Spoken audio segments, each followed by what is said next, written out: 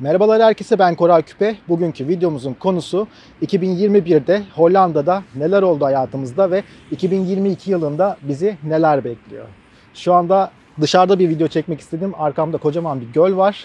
İnsanlar burada yürüyüş yapıyor, bisiklet sürüyorlar, köpeğini gezdiren var. Hava 1 derece ve sisli aynı zamanda. Değişiklik olsun istedim. Ara sıra böyle dışarıda videolar çekmeyi düşünüyorum. Hazırsanız lafı fazla uzatmadan videoya geçelim. 2021 yılı çocuk yardım skandalı, sokağa çıkma yasakları ve protestolarıyla başladı. Suçlamalar, özürler, istifalar derken bu olay kabineyi derinden sarstı. Birçok tutarsızlık oldu ve insanların güveni zedelendi. Yılın ilk günlerinde korona aşı programı başlatıldı. Sokağa çıkma yasaklarıyla sarsılan, özgürlüğüne düşkün Hollandalılar ortalığı yakıp yıktı. Özellikle Eindhoven'da ciddi hasarlar verildi. Neyse ki bu talan çok uzun sürmedi. Sonradan bazı suçlular yakalandı ve cezalara çarptırıldı. Mart ayında genel seçimler yapıldı. Başbakan Rutte'nin partisi birinci, D66 partisi ikinci oldu. Türk ve İslam karşıtı ırkçı PVV partisi ise oy kaybı yaşamasına rağmen yarışı üçüncü bitirdi. Aylarca hükümet kurulamadı. Yılın sonlarına doğru 4 parti koalisyon kurdu. PVV ise bu koalisyonda yer alamadı. Şu anda kabine üyeleri açıklandı. 2 tane Türk kökenli kadın var. Kendilerini tebrik ediyoruz. 6 Temmuz'da araştırmacı gazeteci Peter R. de Vries cinayete kurban gitti. Konuk olarak gittiği Amsterdam'daki televizyon stüdyosundan çıktıktan sonra kafasından vurularak öldürüldü. Bu olay ülkede büyük yankı uyandırdı. Çünkü bu gazeteci kitleler tarafından seviliyor ve sayılıyordu. Yine Temmuz ayında Hollanda'nın güneyindeki Limburg bölgesinde Almanya sınırına yakın aşırı yağışlar sonucu sel meydana geldi ve 350 ile 600 milyon euro arası zarara sebep oldu. Yazın Hollanda bir açıldı pir açıldı. Yasaklar ve maske zorunluluğu kalktı. Kimse sosyal mesafeyi umursamamaya başladı. İnsanlar tatile gitti geldi, okullar açıldı ve omikron varyantının da görülmeye başlanmasıyla birlikte sayılar arttı. Kısmi kapanma ve kapalı alanda maske zorunluluğu geri geldi. 19 Aralık'tan beri süpermarket ve eczaneler gibi temel ihtiyaç malzemesi satan yerler dışındaki mağazalar kapatıldı. Okullar bir hafta erken tatile girdi.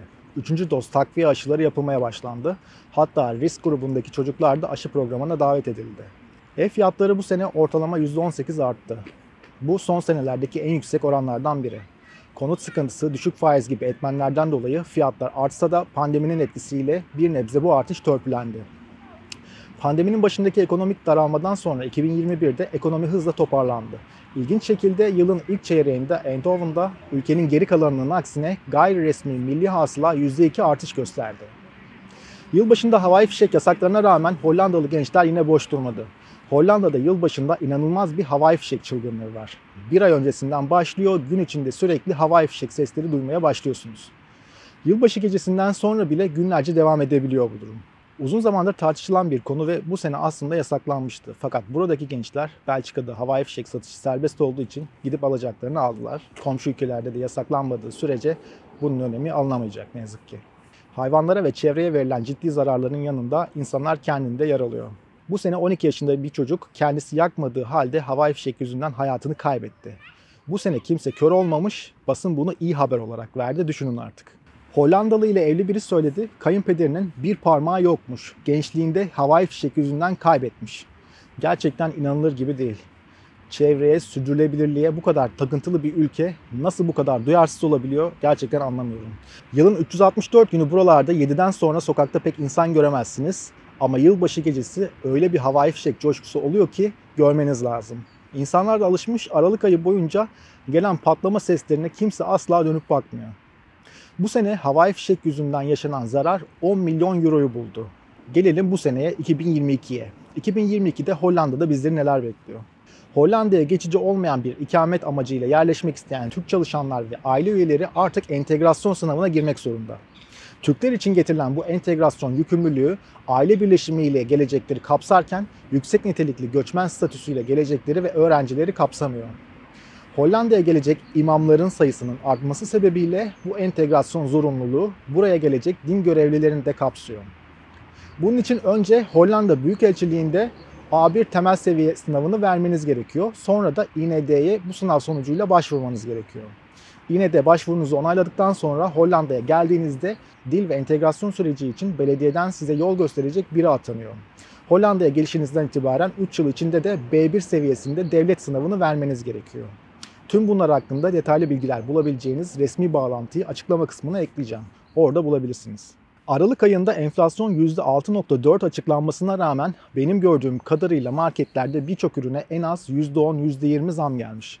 Türk marketinde ekmek ve unlu mamullere %20-25 zamlar gelmiş. Sebebini market sahibiyle konuştum. Enerji fiyatlarının aşırı yükselmesi ve benzin fiyatlarındaki artışı sebep gösterdi ki hak verdim. Süt ürünleri, sebzeler, yeşillikler başta olmak üzere birçok ürün zamlanmış. Ayrıca tüketicilerin değişken alışkanlıkları nedeniyle arzı yükselen ürünlerde de fiyat artışı olabiliyor. Örneğin zaman zaman maske ve karton fiyatları aşırı yükseldi. Bugün gördüğüm bir haberde de markalı ürünlerde tedarikçilerin karlarını yükseltmek adına bir ekstra zam yaptığı da ortaya çıkmış. Asgari ücrete gelen zam sadece %1,5. Şirketlerin evden çalışma için günlük 2 euro vergiden muaf ödeme yapabileceği açıklandı. Şirkete mi bağlı bu yoksa zorunlu mu bilmiyorum. Çok küçük bir rakam, evde yaktığımız elektriği bile belki karşılamayacak derecede. Sağlık sigortalarında büyük bir değişiklik yok. Aylık primler her sene olduğu gibi birkaç euro arttı. Sağlık sigortalarında yapılan değişikliklerden diğer bir videomda bahsetmiştim. Sağ üstteki bağlantıdan izleyebilirsiniz. Belediyelere satılan evlerde alıcının kendisinin oturması zorunluluğu şartı getirme hakkı verildi. Konut krizinin çözülmesine bunun bir nebze yardımcı olacağı düşünülüyor. 1 Ocak'tan itibaren sigara otomatları yasaklanıyor. İş yerlerinde sigara içme yasağının kapsamı genişletildi. Seneye Temmuz'da süpermarketlerde tütün ürünleri tezgahlardan kaldırılacak. 2024'te ise süpermarketlerde satışı tamamen yasaklanacak.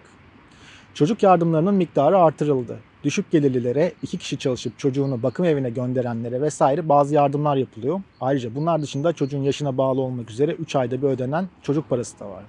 Bu da ufak bir miktar artarak 230 ile 330 euro arası yapıldı. 5 yaşa kadar 230, 6-11 yaş arası 280, 11-17 yaş arası çocuklar için de 3 ayda bir 330 euro yardım yapılıyor.